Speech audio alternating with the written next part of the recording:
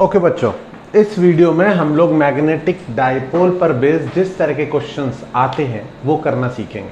Okay, तो सबसे straight forward question जो पूछा जाता है वो है calculate magnetic dipole moment of a current carrying loop. Current carrying loop और मूविंग चार्ज का, ठीक है, मैग्नेटिक डाइपोल मोमेंट कैलकुलेट करने के चांस सबसे ज़्यादा हैं। तो पहले तो इसको समझो कि इसमें डायरेक्शन का इशू है। फॉर्मूला तो बहुत आसान है।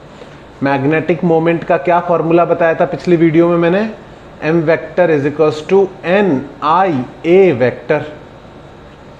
करंट कैरिंग लूप के लिए मैग्नेटिक मोमेंट कितना है? n i a vector. बाकी के फॉर्मूले भी याद रखने बच्चों। बाकी के फॉर्मूले कौन कौन से हैं? Pole strength into l vector magnet के लिए, बार मैग्नेट के लिए, and q/2m into l vector rotating charged body के लिए। तो बाकी के फॉर्मूले भी देखेंगे, लेकिन सबसे पहले जो सबसे बेस फॉर्मूला है उसकी बात कर लेते हैं। तो NIA वेक्टर, इसमें गलती हमेशा अगर होगी तो किसकी होगी? डायरेक्शन की। क्यों? क्योंकि लोगों को एरिया वेक्टर नहीं देखा जाता। ठीक है, एरिया वेक्टर देखने में गलती कर जाते हैं। तो सीधी सी बात है, नंबर ऑफ टर्न्स n दिए हैं, करंट दिया है I और रेडियस दिया है R। सर्कुलर लूप से दिख रहे हैं आपको। इसका मैग्नेटिक मोमेंट बताइए। तो क्या करोगे? m vector is equals to number of turns n, current I, area circle का कितना होता है? Pi r square. अब तुम्हें डिसाइड करना है कि एरिया वेक्टर की क्या डायरेक्शन है। तो सिंपल सी बात है, एरिया कौन से प्लेन में है? X Y plane. ये प्लेन कौन सा होता है? X Y plane. ओके, तो एरिया अगर एक्स वाई प्लेन में है तो एरिया वेक्टर किधर होगा? एक्स वाई के परपेंडिकुलर, यानी जेड डायरेक्शन। और अगर जेड में भी दो ऑप्शन है, एक पॉजिटिव जेड यानी बाहर की तरफ और एक नेगेटिव जेड यानी अंदर की तरफ, तो वो कैसे डिसाइड करना है? करंट की डायरेक्शन में फिंगर्स को रखो और थंब आपको जो डायरेक्शन बताएगा वही सेंटर पर मैग्नेटिक फील्ड की डायरेक्शन होगी और वही इसके एरिया वेक्टर की डायरेक्शन होगी। तो एरिया वेक्टर और मैग्नेटिक फील्ड दोनों की डायरेक्शन क्या आएगी? Coming out of the plane. तो डायरेक्शन कौन सी लगाओगे? के कैप। यही गलती हो सकती है, एक ऑप्शन के कैप का होगा, एक होगा माइनस के कैप का। आई कैप जे कैप वाला ऑप्शन तो गलत ही है। अगर एक्स वाई प्लेन में लूप रखा है तो उसका मैग्नेटिक मोमेंट जेड डायरेक्शन में होगा, या तो पॉजिटिव जेड या नेगेटिव जेड। कैसे डिसाइड करना है? करंट के अलोंग फिंगर्स को रोटेट करना है, राइट हैंड की बच्चों। ठीक है, करंट के अलोंग फिंगर्स को रोटेट करना है और हम क्या दे देगा आपको? एरिया वेक्टर की डायरेक्शन। दूसरा देख लो, इस बार एक स्क्वायर लूप है तो स्क्वायर लूप की ज्यादातर साइड लेंथ गिवन होगी। इस बार नंबर ऑफ टर्न्स नहीं दिए, एक ही लूप गिवन है, तो कोई बात नहीं, n की वैल्यू 1 डाल देंगे। तो इसका मैग्नेटिक डाइपोल मोमेंट क्या होगा? नंबर ऑफ टर्न्स, देखो फॉर्मूला हमेशा लिख लिया करो, NIA वेक्टर। फॉर्मूला जितनी बार लिखोगे ना याद भी होता जाएगा। n की वैल्यू 1 पुट करो, करंट की वैल्यू I पुट करो और एरिया वेक्टर L स्क्वायर। अब डिसाइड करो कि ये L स्क्वायर जो एरिया वेक्टर है वो किस डायरेक्शन में। तो क्या करना है? करंट के अलोंग राइट हैंड की फिंगर्स को रोटेट करना है। जब रोटेट कर रहे होगे थंब अपने आप सही डायरेक्शन पॉइंट आउट कर देगा। तो रोटेट करोगे क्लॉकवाइज तो थंब किधर की तरफ पॉइंट कर रहा है? अंदर की तरफ। तो माइनस के कैप कितना आ गया? IL स्क्वायर माइनस का के कैप। समझ में आया बच्चों? ठीक है, बहुत ही इजी है मैग्नेटिक डाइपोल मोमेंट कैलकुलेट करना। ठीक है, नेक्स्ट अब सोच समझ के करो। ये एक सर्कुलर लूप है, कौन से प्लेन में रखा है बच्चों? कौन से प्लेन में? ये वाला सर्कल है, ये वाला सर्कल। ये सर्कल हवा में इमेजिन करोगे तो पाओगे कि ये सर्कल जो है ये ग्राउंड के पैरेलल प्लेन में रखा है। ग्राउंड के पैरेलल प्लेन। कौन सा प्लेन है? अगर मैं एक नोटबुक ले लूं, हाँ सर्कुलर कॉइल मिल गया मुझे। ठीक है, ये ऐसे रखा हुआ है, ये एक सर्कल है। ये कौन से प्लेन में है circle? X Y, white board के पैरेलल है सर्कल। ये कौन से प्लेन में हो गया सर्कल? ग्राउंड के पैरेलल हो गया। ग्राउंड वाला प्लेन कौन सा होता है? एक्स और बाहर की तरफ z, एक्स जेड प्लेन में है। इसको देखना सीख लो। तीनों प्लेन बनाना थोड़ा मुश्किल होता है, पर अगर बनाना सीख लोगे तो ये एक्स वाई प्लेन होता है बच्चों, और ये वाला प्लेन होता है एक्स जेड प्लेन। और जब एक्स जेड प्लेन में रखा है कोई सर्कल, तो उसका एरिया वेक्टर किस डायरेक्शन में होगा? Y axis. वाई एक्सिस में ऊपर भी हो सकता है और नीचे भी। कैसे डिसाइड करेंगे? देखो, इस पर डॉटेड लाइन यानी पीछे वाली लाइन, और सॉलिड लाइन यानी आगे वाली लाइन। डॉटेड लाइन में करंट जा रहा है लेफ्ट डायरेक्शन में, और सॉलिड लाइन में करंट आ रहा है तुम्हारे राइट डायरेक्शन में, तुम्हारे राइट डायरेक्शन में। ठीक है, तो पीछे की तरफ ऐसे जा रहा है करंट और फिर ऐसे आ रहा है, इसको ऐसे समझ लो। तो जब ऐसे रखोगे फिंगर्स को, तो थंब किधर पॉइंट करेगा? ऊपर की तरफ। इसका मैग्नेटिक फील्ड भी सेंटर पे ऊपर की तरफ आता और एरिया वेक्टर भी ऊपर की तरफ आएगा। तो एम वेक्टर क्या लिखोगे? N I A vector. फिर से मैंने एन नहीं दिया है, अगर एन नहीं दिया है तो 1 ले लो। ठीक है, 1 इंटू आई इंटू एरिया हो गया सर्कल का पाई आर स्क्वायर, और डायरेक्शन ऊपर की तरफ यानी जे। क्या समझ में आया? इजीली सॉल्व होने लग जाना चाहिए। आई इंटू पाई आर स्क्वायर जे। क्या मैग्नेटिक मोमेंट इसका, इसका, इसका, तीनों का आया समझ में? 3 ही प्लेन पॉसिबल हैं, एक्स वाई, एक्स जेड और Y Z. X Y, X Z और वाई जेड। इससे देख लो, ये वाला प्लेन एक्स वाई प्लेन है। ठीक है, ऐसे रखा है तो ऐसे रखा है तो बाहर की तरफ आएगा या अंदर की तरफ आएगा एरिया वेक्टर। ऐसे रखा है तो ऐसे रखा है तो ऊपर की तरफ आएगा या नीचे की तरफ आएगा एरिया वेक्टर। और अगर ऐसे रखा हुआ है, ओके, ये वाई जेड प्लेन हो गया। ठीक है, वाई जेड प्लेन में रखा हुआ है तो या तो एक्स या फिर माइनस। 3 ही तो पॉसिबल केसेस हैं, उनको देखना सीख लो। ठीक है, अब नेक्स्ट क्वेश्चन में मैंने दोनों प्लेन में रख दिया, लूप को आधा एक्स वाई प्लेन में रख दिया, ठीक है, और आधा बेंड करके एक्स जेड प्लेन में भी रख दिया। तो इस तरह के क्वेश्चन में ध्यान रखना। मैं नेमिंग कर देता हूं। लूप है ए बी सी डी ई, सबसे पॉपुलर क्वेश्चन है। ए बी सी डी ई और एक और पॉइंट एफ, ऐसे। तो अगर इस तरह का क्वेश्चन आ जाए और तुमको लगे सर अब इसमें तो 2-2 प्लेन में है, कैसे करें सॉल्व, कैसे डिसाइड करना है? तो कुछ नहीं करना है। जो लाइन अधूरी है, मतलब एक प्लेन का लूप कंप्लीट कर दो, इधर एक एक्स्ट्रा करंट की वायर बना के। बोले सर ये एक्स्ट्रा वायर आपने बना दी, यहां तो करंट कैरिंग वायर ही नहीं थी। हाँ भाई, मैंने एक्स्ट्रा वायर बना दी, तो चिंता मत करो, एक वायर इस वाले लूप में जोड़ी है, उसके उल्टी वायर इस वाले लूप में जोड़ दूंगा। अब टेक्निकली मैंने यहां पर कुछ भी एक्स्ट्रा नहीं लगाया, जितना करंट मैंने लेफ्ट में जाता हुआ माना है उतना ही करंट राइट में जाता हुआ माना है। पर अब ये 2 लूप सेपरेट कर लूंगा मैं। सेपरेट कैसे कर लूंगा? ए बी सी एफ की अलग बात कर लूंगा, तो magnetic moment A B C F का अलग बात कर लूंगा, और मैग्नेटिक मोमेंट नीचे सी डी ई एफ की अलग बात कर लूंगा, और फिर दोनों लूप का मैग्नेटिक मोमेंट वेक्टोरियली ऐड कर दूंगा। तो तुम पूरे दोनों लूप के बारे में एक साथ मत सोचो, समझ रहे हो ना ये कैसे लूप है? मैं बता देता हूं। ए बी सी एफ इस वाले प्लेन में, कौन से प्लेन में? एक्स वाई प्लेन में। और ये सी डी ई एफ इस वाले प्लेन में है, कौन से प्लेन में? एक्स जेड प्लेन में। ऐसे है बच्चों, ये एक ऐसा है और दूसरा ऐसा है। तो जो ऐसा है उसमें कैसे जा रहा है करंट? क्लॉकवाइज। तो क्लॉकवाइज फिंगर्स को रोटेट किया तो एरिया वेक्टर इसका किस तरफ आएगा? अंदर की तरफ। और जो ऐसा है बच्चों, एक्स जेड प्लेन में रखा है, नीचे वाला सी डी ई एफ, ये इस तरह से रखा हुआ है, इसमें करंट बाहर आ रहा है, फिर लेफ्ट जा रहा है, फिर ऐसे, इस तरीके से है, इस तरीके से करंट है। तो इस तरीके से फिंगर्स को रोटेट करूंगा तो इसका एरिया वेक्टर नीचे की तरफ आएगा। तो इंडिविजुअली देखो तो आराम से सॉल्व हो जाएगा। A B C F, formula क्या है? N I A vector. Formula हमेशा सही लिखो। एन की वैल्यू 1, करंट की वैल्यू आई, एरिया मैंने साइड लेंथ ए और बी दी हुई है, तो एरिया हो गया लेंथ इंटू विड्थ।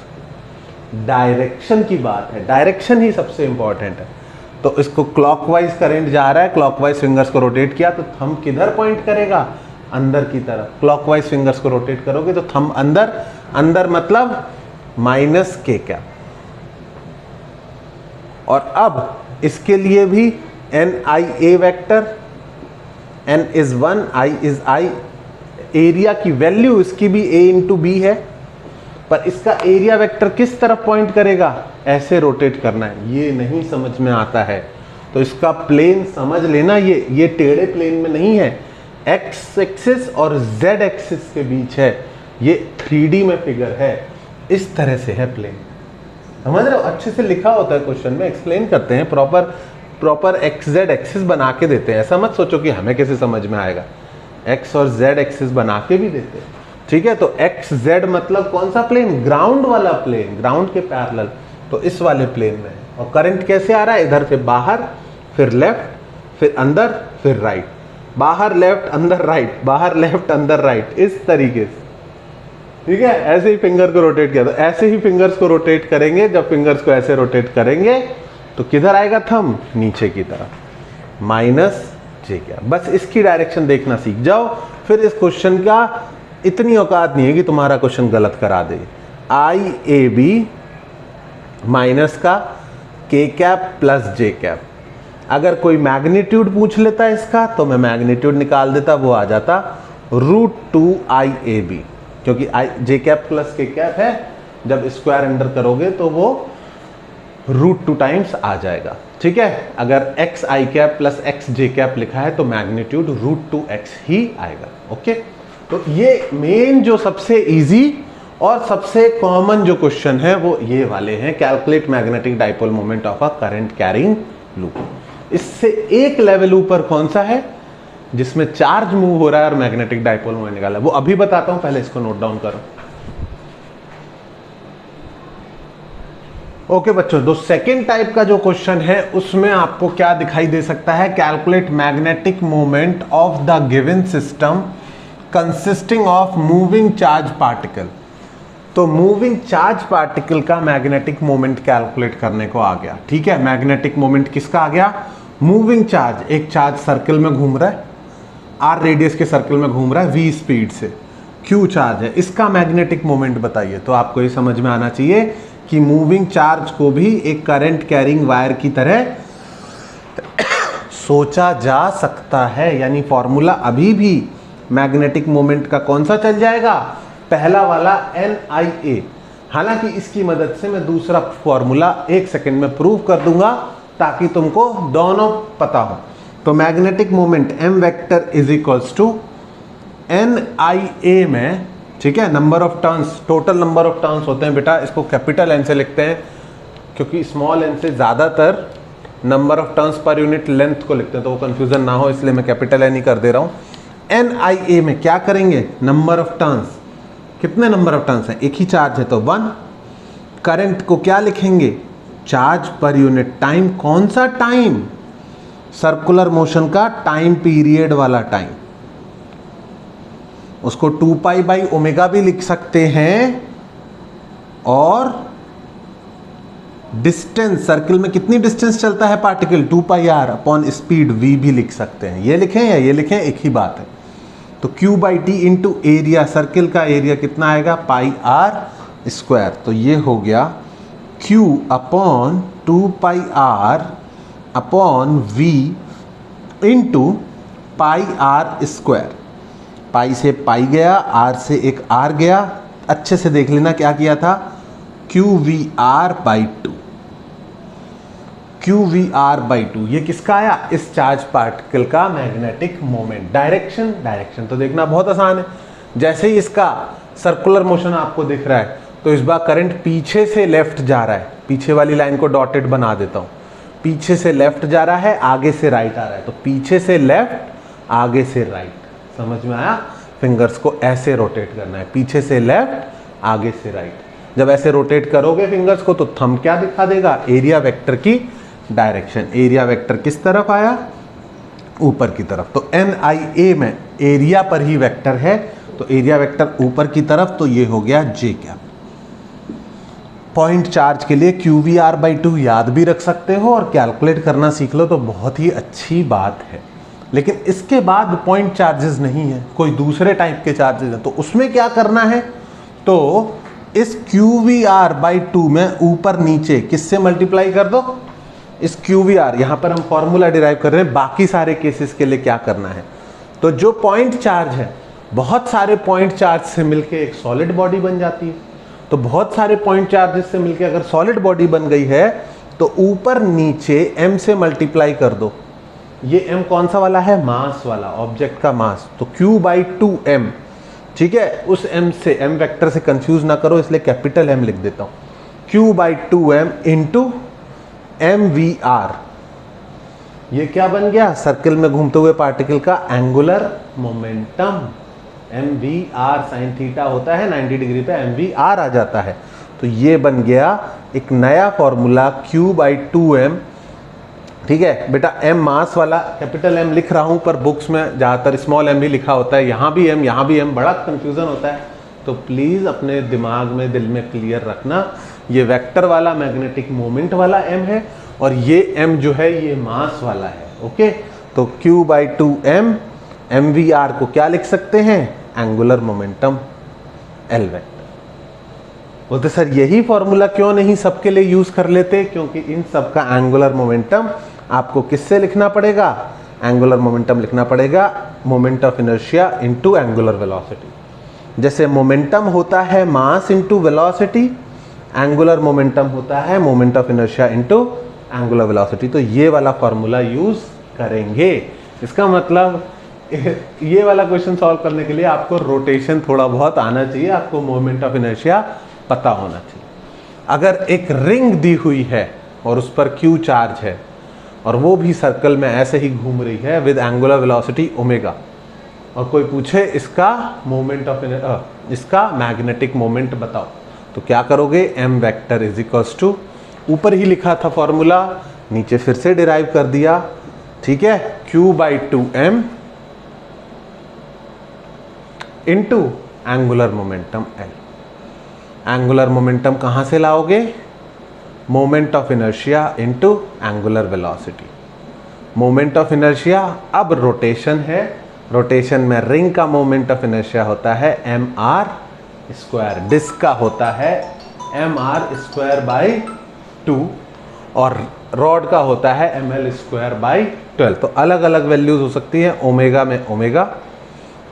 आंसर आया Q ω/r²/2। समझ में आया, रिंग का मोमेंट ऑफ इनर्शिया भी निकल गया, ठीक है। नेक्स्ट में डिस्क है, दिस इज अ डिस्क, इस पर Q चार्ज फैला हुआ है, R रेडियस है और इसका मोमेंट ऑफ मैग्नेटिक मोमेंट निकालना है। क्या करेंगे, Q/2m into L vector, Q/2m into I omega, Q/2m into disk का मोमेंट ऑफ इनर्शिया कितना होता है, mr²/2 इंटू ओमेगा, ठीक है। ओमेगा की डायरेक्शन देखनी आती है तुमको, अगर ये इस तरह से रोटेट कर रहा है तो ओमेगा की डायरेक्शन कौन सी लिखोगे, अगर इस तरह से रोटेट कर रहा है तो ये एक्सियल वेक्टर्स होते हैं, ओमेगा की डायरेक्शन होगी ऊपर की तरफ यानी जे कैप। यहाँ भी मैंने सेम डायरेक्शन में ही रोटेशन बनाया है, तो सेम डायरेक्शन में रोटेशन, ठीक है, कैसे होगी, यहाँ भी के कैप। बाकी कैंसिल आउट कर दो चीज़ें को, तो आ जाएगा Q ω/r² इंटू ऊपर की तरफ, सॉरी ऊपर की तरफ इज जे, ठीक है। तो आई होप एंगुलर वेलोसिटी की डायरेक्शन देखना आती है। सेम तरीका होता है, अगर कोई चीज़ अंदर से बाहर की तरफ ऐसे रोटेट कर रही है तो एंगुलर वेलोसिटी की डायरेक्शन ऊपर की तरफ, अगर ऐसे रोटेट कर रही होती तो एंगुलर वेलोसिटी की डायरेक्शन नीचे की तरफ, अगर ऐसे रोटेट कर रही होती तो एंगुलर वेलोसिटी की डायरेक्शन आगे की तरफ, और अगर ऐसे रोटेट करती तो पीछे की तरफ, अगर एंटी क्लॉकवाइज रोटेट करती तो बाहर की तरफ, और क्लॉकवाइज रोटेट करती तो अंदर की तरफ। थोड़ी सी प्रैक्टिस की जरूरत जरूर होगी। अगर तुमको रोटेशन में एंगुलर वेलोसिटी की डायरेक्शन देखना नहीं आता, तुम रोटेशन उसके लिए रिवाइज कर सकते हो इफ़ यू वांट, मेरी वीडियो से भी कर सकते हो, और अगर आता है तो कोई बात ही नहीं है। ये है, अब ये एंटी क्लॉकवाइज घूम रहा है, एंटी क्लॉकवाइज की डायरेक्शन किधर होती है एंगुलर वेलोसिटी की, बाहर की तरफ। पहले लिखते हैं magnetic moment is equals to q by 2m into L vector, q by 2m into I omega, q by 2m into ml square by 12 into omega. Omega की डायरेक्शन एंटी क्लॉकवाइज मतलब बाहर की तरफ। कितना आ गया, q omega L square by 24 के, जिसका मोमेंट ऑफ इनर्शिया जो वैल्यू गिवन होगा आपको पता होना चाहिए। कुछ basic moment of inertia, ring का एक्सिस के अबाउट mr स्क्वायर, डिस्क का एक्सिस के अबाउट mr स्क्वायर बाई 2। अगर कल को रिंग को एक्सिस की जगह डायमीटर के अबाउट घुमा दें तो मोमेंट ऑफ इनर्शिया आपको पता होना चाहिए mr स्क्वायर बाई 2 होता है। डिस्क को डायमीटर के अबाउट घुमा दें तो mr स्क्वायर बाई 4 होता है। तो वो उनके ऊपर है कि वो किस एक्सिस के अबाउट घुमाते हैं, ठीक है। अगर वो नॉर्मल एक्सिस के अबाउट घुमाते हैं तो इजीली सॉल्व हो ही जाएगा, और दूसरी एक्सिस के अबाउट घुमाया तो पैरेलल और परपेंडिकुलर एक्सिस थ्योरम आनी चाहिए, तभी मोमेंट ऑफ इनर्शिया निकाल पाओगे। अनलेस आप सारे रट के बैठे हो, which I don't think is possible for everyone, ठीक है। तो इसको भी नोट डाउन करो। ये हो गया टाइप 2 ऑफ क्वेश्चंस जो मैग्नेटिक मोमेंट पर आते हैं। ओके बच्चों, नेक्स्ट बहुत ही पॉपुलर टाइप का क्वेश्चन जो है वो है calculate time period of a bar magnet जिसका magnetic moment m vector given है, hanging by a thread in a external magnetic field b vector. इसमें b वेक्टर एक्सटर्नल जो है वो हो सकता है अर्थ का मैग्नेटिक फील्ड गिवन हो, तो वहां पर BH वेक्टर आ जाएगा, अर्थ के मैग्नेटिक फील्ड का हॉरिजॉन्टल कंपोनेंट। अभी हमने एक्सटर्नल मैग्नेटिक फील्ड लिया है when disturbed by a small angle theta। तो पहले सिचुएशन समझ लो। अगर एक्सटर्नल मैग्नेटिक फील्ड में एक बार मैग्नेट को टांग देते हैं, अगर एक्सटर्नल मैग्नेटिक फील्ड में बार मैग्नेट को टांगते हैं तो बार मैग्नेट तुरंत अपने आप को अलाइन कर लेगी उसके पैरेलल। मैग्नेटिक मोमेंट जो है इसका वेक्टर वो तुरंत बी वेक्टर के पैरेलल हो जाएगा। क्यों? क्योंकि टॉर्क जो लगता है वो m क्रॉस b होता है, तो ये तुरंत पैरेलल हो जाएगा ताकि टॉर्क लगना जीरो हो जाए। पैरेलल वेक्टर्स का क्रॉस प्रोडक्ट जीरो होता है, तो ये इक्विलिब्रियम पोजीशन में आ जाएगा और इस पर टॉर्क जीरो हो जाएगा।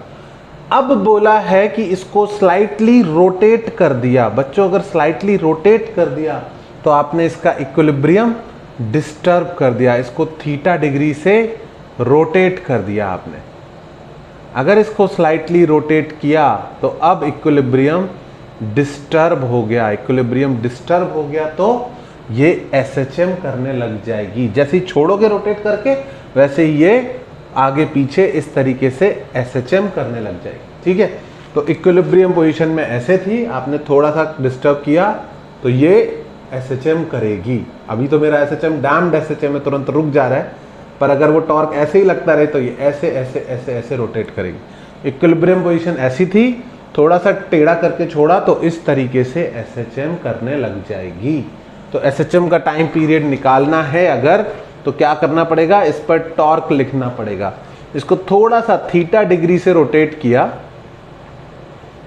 थोड़ा सा छोटा सा थीटा डिग्री से रोटेट किया, हॉरिजॉन्टल प्लेन में ही रोटेट कर रहे हैं, तो इस पर टॉर्क जो है वो जीरो नहीं रहेगा, वो हो जाएगा m क्रॉस b। पहले भी यही फॉर्मूला था, इसको लिख सकते थे mb साइन थीटा। अगर थीटा बहुत छोटा है, अगर थीटा टेंडिंग टू जीरो है तो साइन थीटा की वैल्यू अप्रोक्सीमेटली थीटा लिख सकते हैं। तो साइन थीटा को लिख दिया mb थीटा। और टॉर्क जितना लगता है बच्चों, टॉर्क किसके बराबर होता है, आई एल्फा।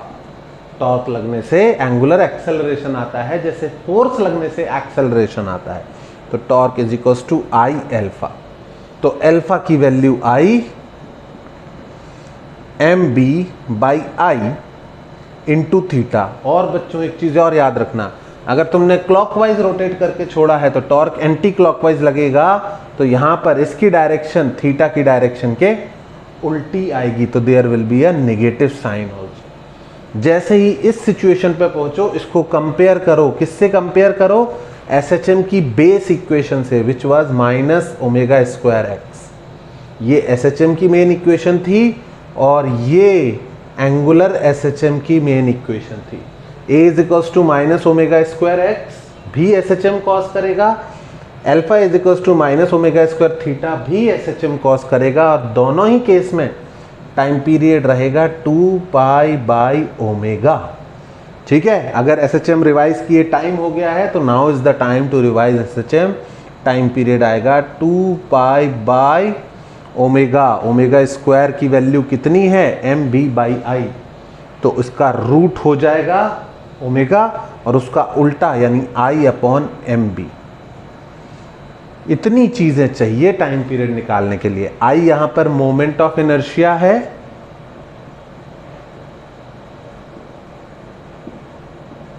ये अलग अलग ऑब्जेक्ट्स का अलग अलग आता है। रॉड का मोमेंट ऑफ इनर्शिया होता है, कितना होता है मिड पॉइंट के about, ml square by 12। Rotation के मोमेंट ऑफ इनर्शिया रिवाइज करो अगर याद नहीं था तो।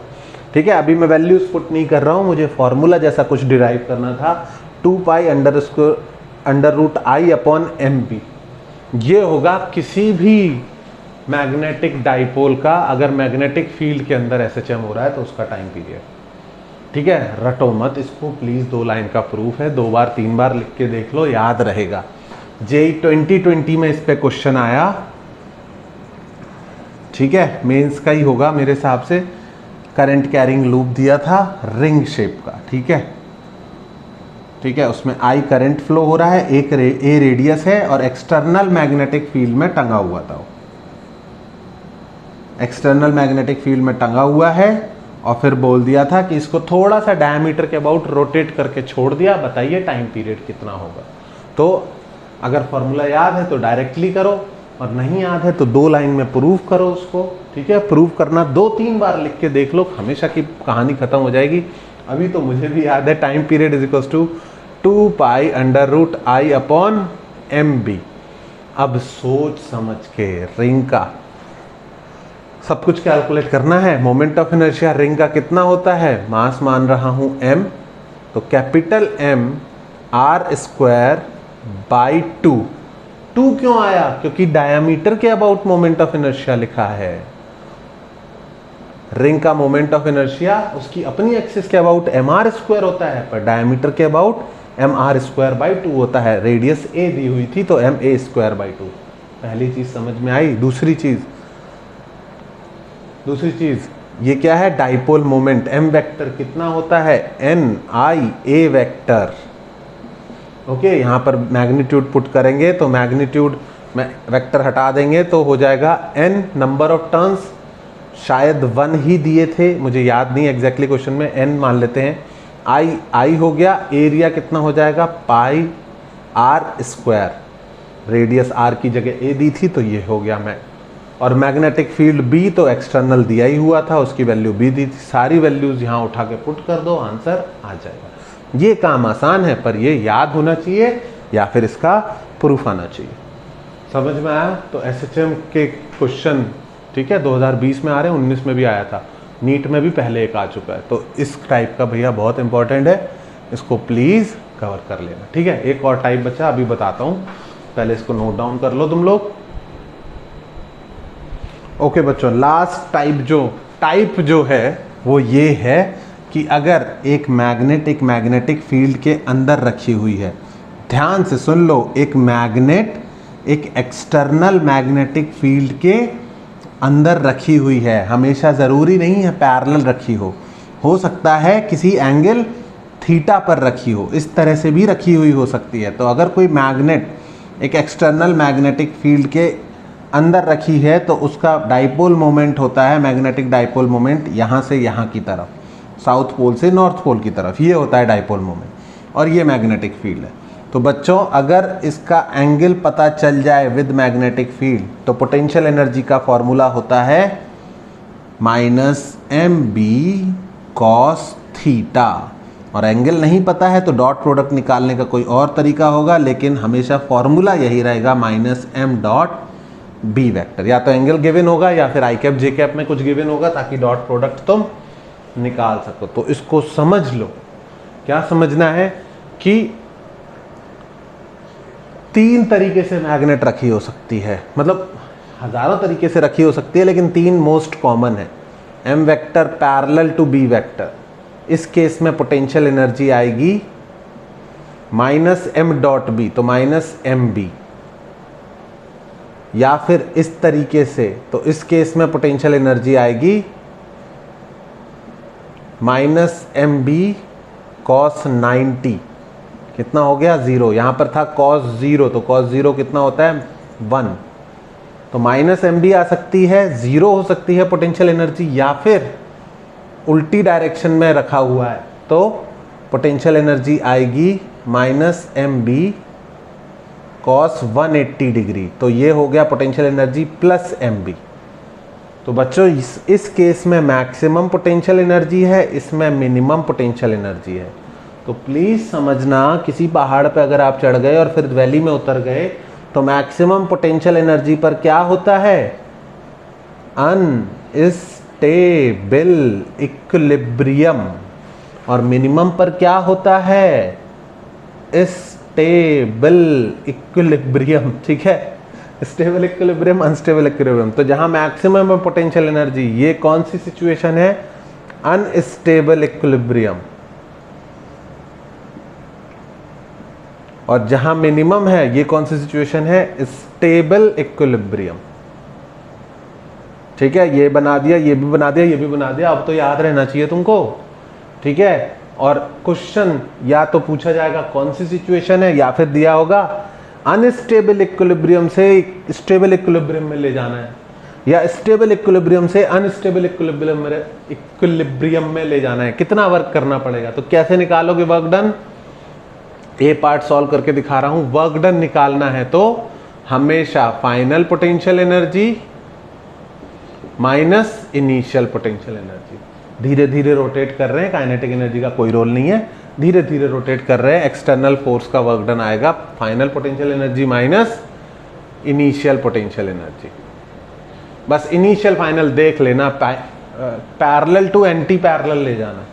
तो पैरेलल टू एंटी पैरेलल, यानी पैरेलल वाली सिचुएशन है ये, और इससे एंटी पैरेलल वाली सिचुएशन में जाना है। तो फाइनल पोटेंशियल एनर्जी कौन सी लेंगे, ये वाली प्लस एम बी, और इनिशियल कौन सी लेंगे, माइनस एम बी। तो वर्क डन कितना हो गया, 2 MB। तो बोले सर क्या ये याद रखने, नहीं बेटा याद नहीं रखने हैं, तुम वहीं पर फिगर बना लेना। बी केस में देखो याद करने से फायदा नहीं होगा।